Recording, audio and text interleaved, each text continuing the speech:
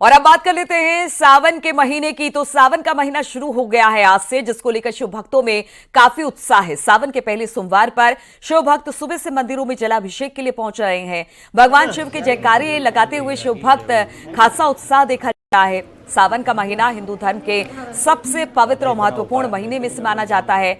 ऐसा कहा जाता है कि सावन में विधि विधान से अगर भगवान भोलेनाथ की पूजा अर्चना की जाए तो हर मनोकामना पूरी होती है।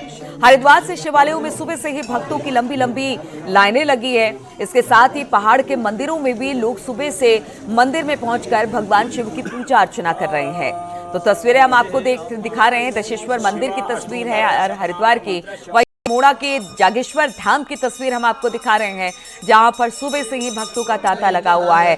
शिव की महिमा अपरंपार है और आज शिवालयों में इसी महिमा को पाने के लिए, उनका आशीर्वाद पाने के लिए भक्तों की भारी भीड़ जुट रही है।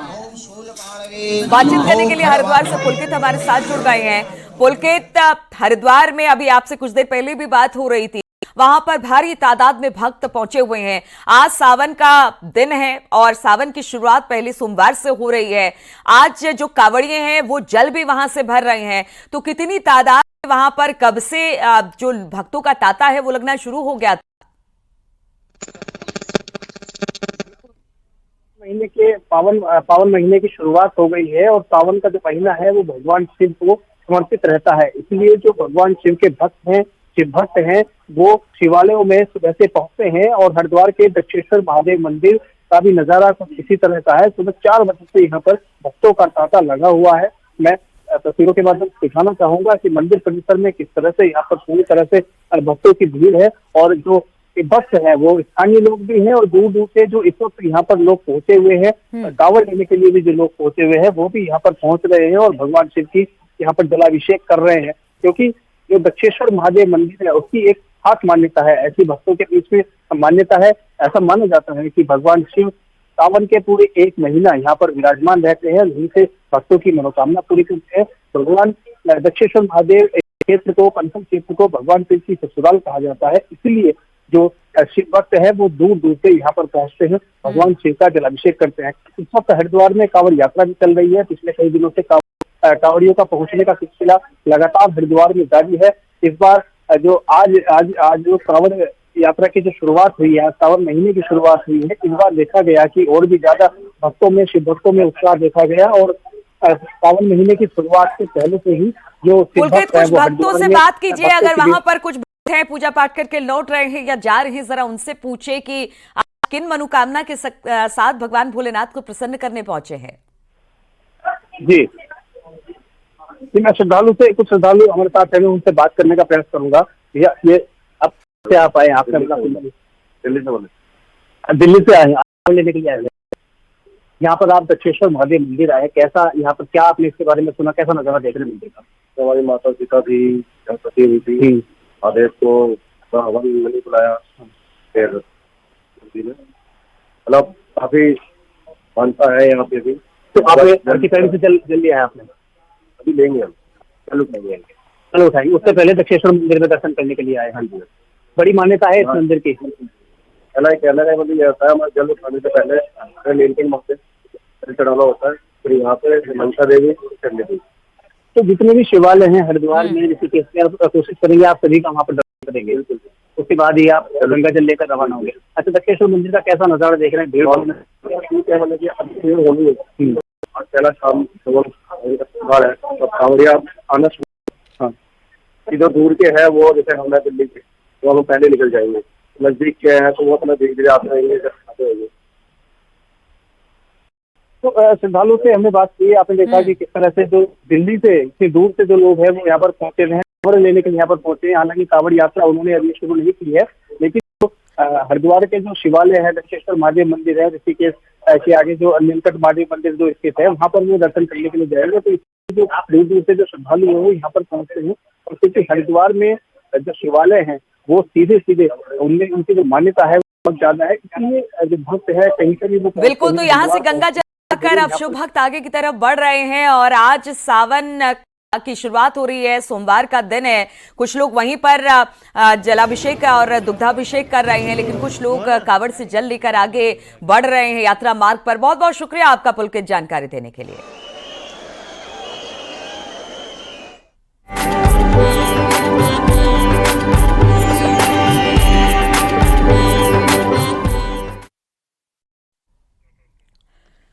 तो सावन का महीना शिव भक्तों के लिए खास महीना होता है। इस महीने लाखों की तादाद में शिव भक्त कावड़ उठाते हैं। देश के अलग अलग हिस्सों में कावड़ियों में उत्साह देखा जा रहा है। बड़ी संख्या में कावड़िए हरिद्वार पहुंचे हैं और हर की पैड़ी से गंगा जल भरकर वापस लौट रहे हैं। हर की पैड़ी से लेकर हाईवे तक बम बम भोली के जयकारे गूंज रहे हैं। इस समय पर कलश कावड़ का चलन सबसे ज्यादा है, जिनमें दूर दूर से पहुंचे शिव भक्त कई लीटर गंगा जल भरकर वापस लौट रहे हैं।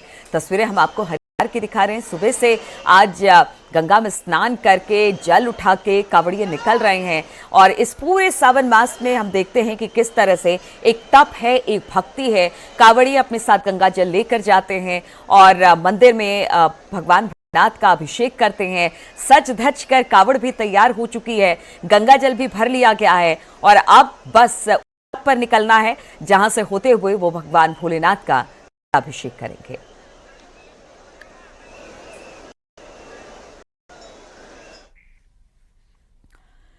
और ऋषिकेश के नीलकंठ मंदिर में साल भर श्रद्धालुओं का तांता लगा रहता है, लेकिन सावन के महीने में यहां दर्शन पूजन का अलग महत्व है और कावड़िए यहां पर अब पहुंचने लगे हैं।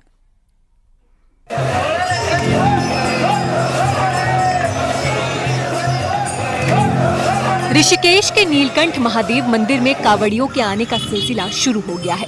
कावड़ यात्रा में भारी संख्या में शिव भक्त शिव शंकर के दर्शन के लिए आते हैं।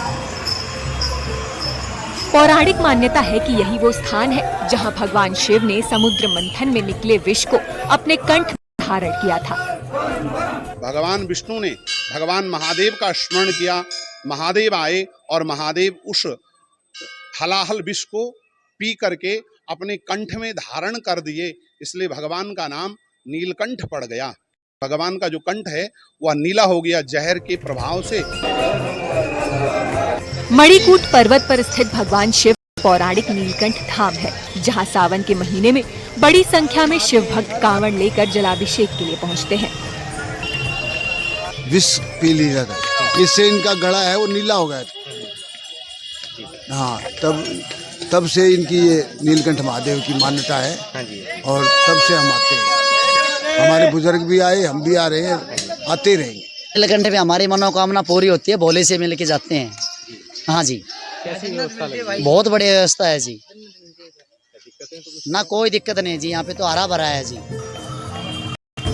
ऋषिकेश में स्वर्गाश्रम से नीलकंठ महादेव की पैदल यात्रा शुरू होती है, जो 12 किलोमीटर राजाजी पार्क के घने जंगलों से होकर गुजरती है। कावड़ यात्रा के दौरान पश्चिमी उत्तर प्रदेश, हरियाणा, राजस्थान और पंजाब से लाखों की संख्या में श्रद्धालु नीलकंठ महादेव पर जल चढ़ाने के लिए आते हैं और नीलकंठ महादेव अपने सभी भक्तों की भी मनोकामनाएं पूरी कर देते हैं। नीलकंठ वो स्थान है जहाँ पर लाखों की संख्या में शिव भक्त देश के कोने कोने से आते हैं। कहते हैं यहाँ भगवान शिव को हलाल पीने के बाद शांति मिली थी और यहीं पर बैठकर उनका नाम नीलकंठ पड़ा था। ऋषिकेश से आशीष डोभाल, न्यूज़ 18। और अब बात कर लेते हैं उत्तराखंड में होने वाली बारिश की। तो उत्तराखंड के 4 जिलों के लिए बारिश का रेड अलर्ट जारी किया गया है।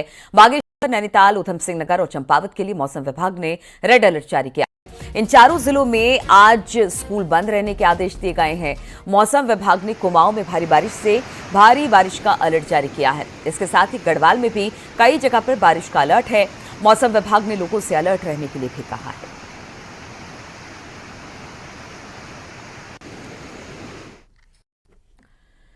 उत्तरकाशी से बड़ी खबर आ रही है, जहां पर गंगोत्री नेशनल हाईवे एक बार फिर से बंद हो चुका है। मनेरी, निता, बिशनपुर के पास हाईवे बंद है। हाईवे बंद होने से कई कावड़ यात्री फंसे हुए हैं, जो सड़क के खुलने का इंतजार कर रहे हैं। बीआरओ की टीम हाईवे को खोलने में जुटी है। कल से बिशनपुर के पास भूस्खलन हुआ था और कई घंटों तक हाईवे बंद रहा था, जिसे करीब 10 घंटे के बाद खोला जा सका है। वहीं आज फिर से गंगोत्री हाईवे बंद है। हालांकि सड़क को खोलने का काम इस वक्त किया जा रहा है। बातचीत करने के लिए बलबीर परमार इस वक्त फोनलाइन पर हमारे साथ जुड़ गए हैं।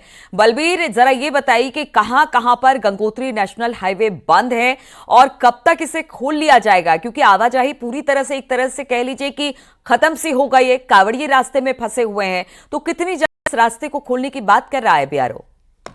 बिल्कुल, जिस बारिश हो रही है तो उससे जो गंगोत्री हाईवे पे है, जो लैंडस्लाइड जोन एक्टिव हो चुके हैं, जिसी का नतीजा है कि जो लैंडस्लाइड जोन की जो संख्या है वो बढ़ती जा रही है। आज 3 जगह पे गंगोत्री हाईवे बंद है, एक बंद है, और तीनों जगह ही जो बीआरओ की मशीनें हैं वो लगी हुई है, और बीआरओ का कहना है कि कुछ ही देर में मार्ग को खोल दिया जाएगा अगर सब रहता है। और इस बीच में जो कांवड़िया है वो तीनों ही जगह पे जगह फंस गए, बड़ी संख्या में फंसे हुए हैं। तो एक बड़ी चुनौती है, क्योंकि बिशनपुर पे काफी खराब हालात है, वहां पे जिस तरह से रिस्क में वाहनों को निकाला जा रहा है, तो समय लग रहा है। अभी बीआरओ की जो मौके पे मजदूर डटे हुए हैं, जो टीमें हैं, जो 2 मशीनें वहां पे बिशनपुर में डटी हुई है। इसके अलावा यमुनोत्री हाईवे से भी अपडेट आई है कि वहां पे डबरकोट के पास भी मार्ग बंद हो गया है, और वहां पे भी लगातार पत्थर पहाड़ी से गिर रहे हैं, जिसके चलते दोनों जगह से यात्रियों को रोका गया है। तो कह सकते हैं कि जो बारिश है मुसीबत बन रही है, और इस बीच में जो यात्री यात्रा कर रहे हैं उन्हें भारी परेशानियों का सामना दोनों हाईवे पे करना पड़ रहा है। जी चलिए, ठीक है बलबीर, बहुत बहुत शुक्रिया आपका जानकारी देने के लिए। और नैनीताल में प्रशासन की चेतावनी के बाद भी लोग नदी में जाना नहीं छोड़ रहे हैं। रविवार को कोसी नदी में अचानक पानी बढ़ने से 4 युवक टापू पर फंस गए। मामला कैचीधाम तहसील का है। दिन के समय पहाड़ में बारिश बढ़ने के बाद चारों युवक फंस गए। सूचना के बाद एसडीआरएफ और पुलिस मौके पर पहुंची, जिसके बाद 3 घंटे तक चले रेस्क्यू अभियान के बाद चारों को सुरक्षित बाहर निकाला जा सका। इसमें 2 युवक दिल्ली के हैं, बाकी 2 स्थानीय युवक हैं।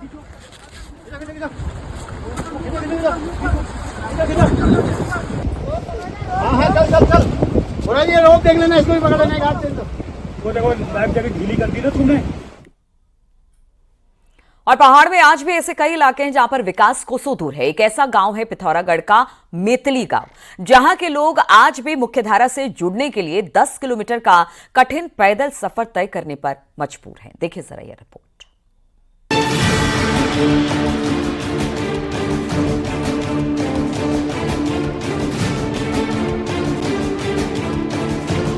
पैदल चलते फिरते इन लोगों को देखकर एक बार लगता है कि मानो ये किसी ट्रैकिंग के लिए जा रहे हों, लेकिन इन लोगों का ये सफर कोई ट्रैकिंग का नहीं है, बल्कि ये इनकी रोजाना की जरूरत बन चुकी है, क्योंकि इस गांव में कोई रोड नहीं है और सिर्फ छोटा सा रास्ता ही इन्हें इनके गांव तक पहुंचाता है। और रास्ते पर जरा सी चूक इनको मौत के मुंह में भी ले जा सकती है। ये गांव है पिथौरागढ़ के पानी तहसील का मेतली गांव। करीब 3000 की आबादी वाले इस गांव के लोग रोड नहीं होने से एक साथ कई दिक्कतों से जूझ रहे हैं, और शेष दुनिया तक पहुंचने के लिए इन्हें इसी तरह का कुल 10 किलोमीटर का सफर तय करना पड़ता है। मेतली ग्राम सभा है वो सड़क मार्ग से लगभग 10 से 12 किलोमीटर दूरी पर है, लेकिन आज़ादी के 75 साल बीतने के बाद भी आज तक वहाँ पर कोई सड़क सुविधा नहीं है, जिस कारण से ग्रामवासियों को अपने लोग जो कभी बीमार हो जाते हैं या फिर कोई बुजुर्ग लोग हैं, उनको सड़क मार्ग तक पहुंचने के लिए भी 10 से 12 किलोमीटर डोली का सहारा देना पड़ता है। रोड के लिए मेतली ग्रामीण जहां दर्जनों बार आंदोलन कर चुके हैं, वहीं चुनाव बहिष्कार के हथियार को भी आजमा चुके हैं। सड़क नहीं होने से बच्चों को पढ़ाई के लिए दिक्कतें हो रही हैं, तो मोबाइल सर्विस दूर की कौड़ी साबित हो रही है। रोड के लिए पहले चरण की स्वीकृति भी मिली हुई है, लेकिन रोड अलाइनमेंट खारिज होने के चलते मामला आगे नहीं बढ़ पाया है। विभाग ने जो अलाइनमेंट बनाया है उसके मुताबिक 10 किलोमीटर की रोड में 36 खतरनाक बैंड हैं। उस 10 किलोमीटर में 36 बैंड हेयरपिन बैंड आ रहे थे, तो वो पास प्रकरण आया था। मैंने उनको लौटाया है कि ये बहुत ज़्यादा हेयरपिन बैंड हैं, क्योंकि पहाड़ी क्षेत्र है और एक ही पहाड़ पर 36 बैंड अगर हम बनाएंगे तो ये रोड बनने के बाद भविष्य में इसमें भूस्खलन आदि की संभावना बन सकती है। तो उसको एक बार उनसे परीक्षण करने के लिए मैंने भेजा है। और मैं गांव के लोग एक छोटी सी पगडंडी के सहारे ही अपने घर तक पहुंचते हैं। भले ही यहाँ रोड बनाने में कई दिक्कतें आ रही हैं, किंतु फिर भी इनको इस तरह के हालातों पर नहीं छोड़ा जा सकता है। विभाग को चाहिए किसी भी तरह के गांव तक सड़क पहुंचाई जाए, जिससे ये भी आसानी से मुख्य धारा में जुड़ सके और रोज की दिक्कतों से छुटकारा पा सके। न्यूज़ 18 के लिए पिथौरागढ़ से विजयवर्धन उप्रेती की रिपोर्ट।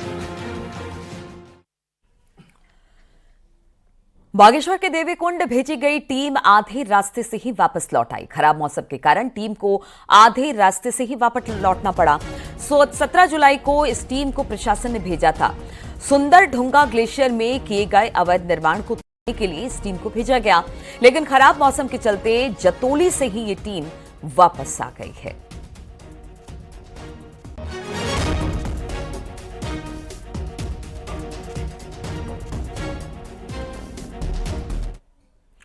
अल्मोड़ा के चौसली में एक KMOU की बस पलट गई, जिसमें 6 लोग घायल हो गए। बस बागेश्वर से हल्द्वानी जा रही थी कि रास्ते में वो पलट गई। जिस समय बस पलटी उस समय दूसरी ओर से आ रही कार में बैठे लोग वीडियो बना रहे थे, जिससे उनके वीडियो में बस के पलटने का वीडियो भी बन गया, जिसमें देखा जा सकता है कि किस तरह बस आ रही है और अचानक वो पलट जाती है। बस से घायल लोगों को सुयालबाड़ी के प्राथमिक स्वास्थ्य केंद्र लाया गया, जहां पर उनके इलाज के बाद बस को आगे की तरफ रवाना कर दिया गया है।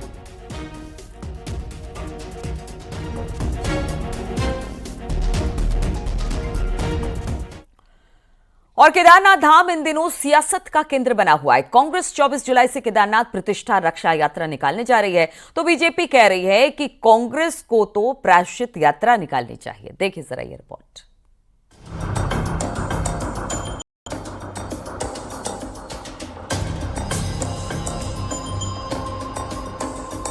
दिल्ली में केदारनाथ मंदिर के शिलान्यास से शुरू हुआ विवाद दक्षिण भारत के तेलंगाना में एक शिलान्यास कार्यक्रम से होते हुए सोना चोरी तक पहुंच गया। इन सब मुद्दों को लेकर कांग्रेस 24 जुलाई से 5 अगस्त तक केदारनाथ प्रतिष्ठा रक्षा यात्रा निकालने जा रही है। शुरुआत हरिद्वार में गंगा पूजन से होगी, तो समापन केदारनाथ में पूजा अर्चना के साथ होगा। सीएम धामी ने कांग्रेस की इस यात्रा पर कहा कि राजनीति करने को और भी मुद्दे हैं, आस्था के केंद्रों पर राजनीति नहीं होनी चाहिए। सीएम ने कहा कि कांग्रेस को प्रतिष्ठा यात्रा नहीं, प्रायश्चित यात्रा निकालनी चाहिए। तो मंत्री प्रेमचंद अग्रवाल का कहना है कि केदारनाथ में आने वाले दिनों में उपचुनाव होना है, इसीलिए कांग्रेस राजनीति कर रही है। उत्तराखंड के कांग्रेस पार्टी के सभी नेता जाकर कहीं न कहीं उत्तराखंड की चारधाम यात्रा के बारे में उसकी कमियां गिनाते हैं। कभी यात्रा है तब कमियां गिनाते हैं। आज सारे देश दुनिया के इतनी बड़ी भक्त संख्या में आ रहे हैं और कांग्रेस अपने समय में बाबा केदार के लिए कोई काम नहीं किया। उनको ये यात्रा की जगह प्रायश्चित यात्रा निकालनी चाहिए और बाबा के सामने और देश दुनिया के श्रद्धालुओं के सामने जो लोग बाबा केदार पर गहरी आस्था रखते हैं उनसे क्षमा मांगनी चाहिए। केदारनाथ का चूंकि आप जानते हैं उपचुनाव होने वाला है, इसलिए वो अपने के स्वार्थ के लिए इस प्रकार के कार्यक्रम कर रही है। ऐसे में हमारी यात्रा कैसे प्रभावित हो, ये उस प्रकार का हथकंडा भी अपना रहे हैं, यानी कि यात्रा सफल ना हो, यात्रा बड़ी संख्या में ना हो। कांग्रेस ने इस यात्रा के लिए कुछ विशेष मुद्दों को पिन पॉइंट किया है, जिनमें दिल्ली में केदारनाथ मंदिर का शिलान्यास करने, केदारनाथ में कृष्णा गुफा का नाम बदलकर मोदी गुफा रखने के साथ ही केदारनाथ मंदिर से 223 किलो सोना चोरी का आरोप भी कांग्रेस लगा रही है। कांग्रेस का कहना है कि इस सब के लिए बीजेपी नेताओं को केदारनाथ जाकर प्रायश्चित करना चाहिए। देखिए, भारतीय जनता पार्टी में शर्म नाम की कोई चीज नहीं रहेगी। प्रायश्चित तो उनको करना चाहिए जो केदारनाथ को की नीलामी करवा रहे हैं, केदारनाथ को बेचने का काम कर रहे हैं। अभी भी समझ जाओ, अभी तो आपको भगवान राम ने ही दंडित किया है। अगर भगवान केदारनाथ ने अगर नृत्य कर दिया ना, उसके बाद पता चलेगा भाजपा कहाँ की रहती है, कहाँ की नहीं रहती है। मजे की बात यह है कि इसी हफ्ते हैदराबाद में भी केदारनाथ मंदिर का शिलान्यास हुआ। कांग्रेस की प्रतिष्ठा यात्रा के एजेंडे में वो मंदिर शामिल नहीं है, क्योंकि कांग्रेस शासित तेलंगाना में केदारनाथ मंदिर के शिलान्यास कार्यक्रम में कांग्रेस के कुछ नेता भी शामिल थे। बहरहाल अभी केदारनाथ सीट पर उपचुनाव की घोषणा हुई तो नहीं है, लेकिन मामला अभी से गर्म नजर आ रहा है। न्यूज़ 18 के लिए देहरादून से सुनील नवप्रभात की रिपोर्ट। और अब देख लेते हैं पहाड़ टॉप 10।